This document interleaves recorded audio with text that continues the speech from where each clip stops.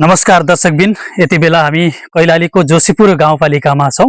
जोशीपुर गाउँपालिकाको वडा नम्बर 3 बन्जरियामा यति बेला हामी आएका छौँ। यहाँ चाहिँ एक अनौठो एउटा रहस्यमय कुरा लिएर आज हजुरहरू माझमा आएको छु र आज यो कुराहरू तपाईहरुलाई पनि म शेयर गर्न चाहन्छु। यो साँचो हो या झुटो हो यो तपाईहरुले मूल्याङ्कन गर्नुहोला। यहाँ चाहिँ एकजना माता स्थापित हुनुभएको छ, म उहाँसँग कुराकानी गर्न गइरहेको छु। नमस्कार हजुर। नमस्कार। हजुरको नाम? कपिलदेव डङ्गौरा। अनि यो अनौठो किसिमको कुराहरू आयो, यो चाहिँ तपाईको यो विषयमा तपाईलाई एक किसिमको शक्ति प्रदान भयो, यो कहाँबाट यो शक्ति आयो? यो शक्ति अब के भन्छु म, खोइ मेरो पूजाको उले हो कि अब माताको के दिनुभयो मलाई। अनि यहाँसँगै तपाईले बिहान यो के अरे शनिबारका दिन तपाईहरु यो मरेका मान्छेको त्यो पितृ पनि बोलाउनुहुन्छ भन्न सुने, यो के हो? अब पितृ अब त्यति आउँदैनन् अहिले, बोलाउन आउँदैनन् कोही कोही। आयो भने तपाईले हेर्नुहुन्छ? हजुर, बोलाइदिनुहुन्छ? बोलाइदिन्छु। झुटो हैन, साँचो हो? साँच्चै हो है। अरु के गर्नुहुन्छ?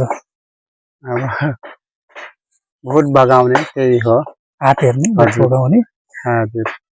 के भन्छन् यहाँ आएका मान्छेहरूले, के भनिराखेका छन्, कस्तो प्रतिक्रिया दिनुभएको छ? अब भन्छन् बढिया कैदिलो भनेर भन्छन्। खुसी छन्? हजुर, खुसी छन्।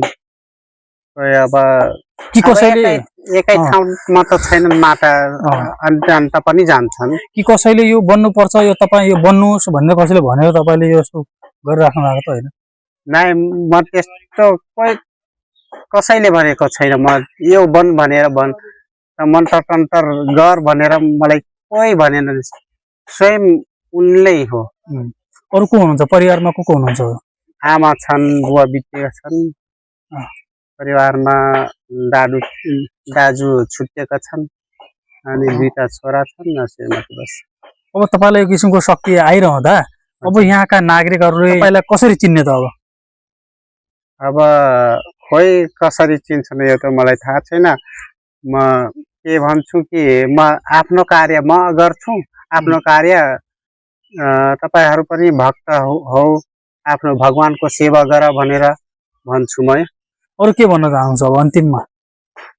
अब म भन्न चाहन्छु कि भगवानको विश्वास गरो, सबैले भक्ति गरो, भक्तिले पुण्य हुन्छ भनेर म भन्न चाहन्छु।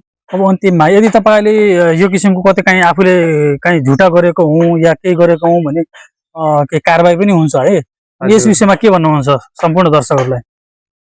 म झुटो गरे भने म हाजिरै छु, सजाय भोग्न हाजिर छु म। हस्, धन्यवाद। हजुर, हस्, धन्यवाद दर्शकबिन। उहाँले चाहिँ एक किसिमको यो बीचमा उहाँलाई एक किसिमको शक्ति प्रदान भयो भन्ने किसिमको उहाँले दाबी गरिराख्नु भएको छ। अब यो झुटो हो या होइन हामीले पनि अहिले उहाँसँग हेराएका छैनौँ। यहाँ आएका सम्पूर्णसँग हामी प्रतिक्रिया लिनेछौँ, यो झुटो हो या साँचो हो यस विषयमा हामी लिने नै छौँ। हस् त, धन्यवाद।